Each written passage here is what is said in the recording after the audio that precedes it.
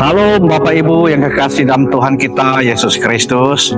Mari kita membuka firman Tuhan yang terdapat di dalam Kisah Para Rasul pasal 4 ayat 29 sampai 31. Dan sekarang ya Tuhan, lihatlah bagaimana mereka mengancam kami, dan berikanlah kepada hamba-hambamu keberanian untuk memberitakan firman-Mu.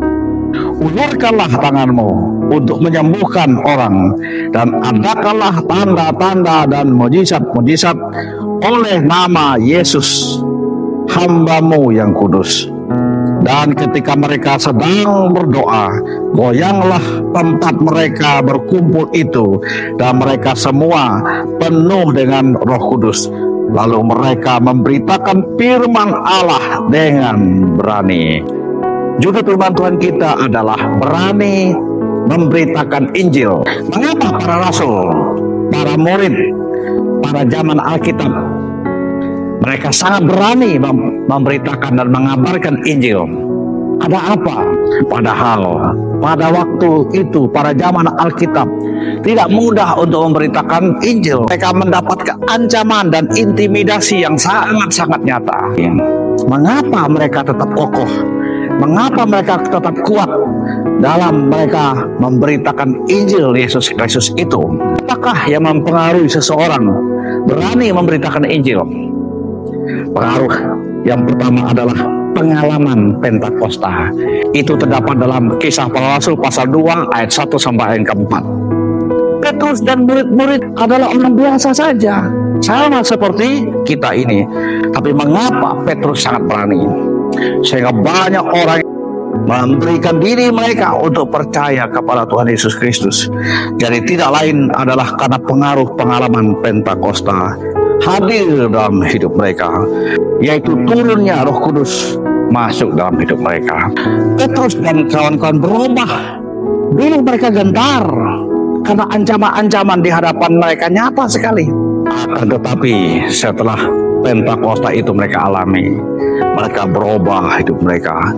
Dulu mereka takut, sekarang mereka menjadi pemberani untuk memberitakan Injil. Sekarang kita pun demikian.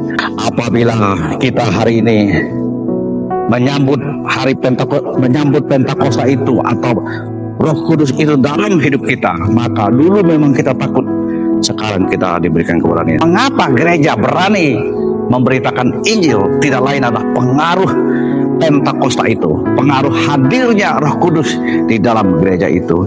Jikalau gereja tidak dipengaruhi, tidak dikuasai oleh Roh Kudus ini, maka gereja tidak akan pernah berani untuk keluar dan pergi memberitakan Injil. Selama Roh Kudus menguasai hidupnya, selama itu juga dia punya keberanian untuk pergi memberitakan Injil. Itu yang pertama. Yang kedua adalah karena pengaruh keyakinan. Ayat yang ke-20, sebab tidak mungkin bagi kami untuk tidak berkata-kata tentang apa yang telah kami lihat dan yang telah kami dengar. Pasal 4 ayat 20. Tidak lain itu adalah suatu keyakinan. Ingatlah kita kisah tentang Sadrak, Mesak, Abednego, bukan? Apa yang terjadi dengan mereka ketika Nebukadnezar katakan, perintahkan untuk semua orang menyembah patung yang dia buat. Tapi Sadrak, Mesak, Abednego ini tidak menggubris kata-kata raja itu.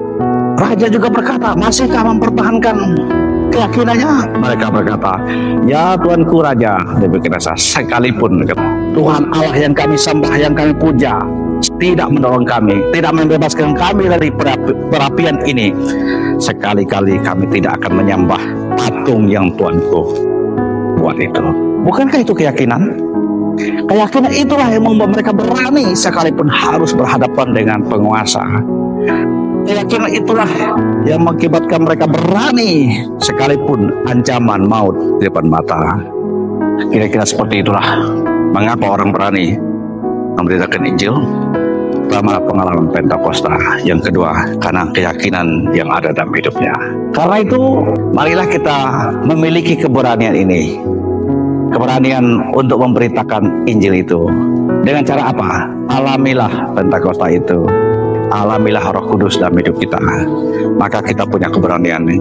Baik pribadi kita, hamba Tuhan, gereja-gereja, milikilah keberanian itu. Tapi keberanian itu pun tidak akan pernah cukup kalau kita sendiri belum mengalami pencurahan Roh Kudus atau Roh Kudus hadir di tengah kita.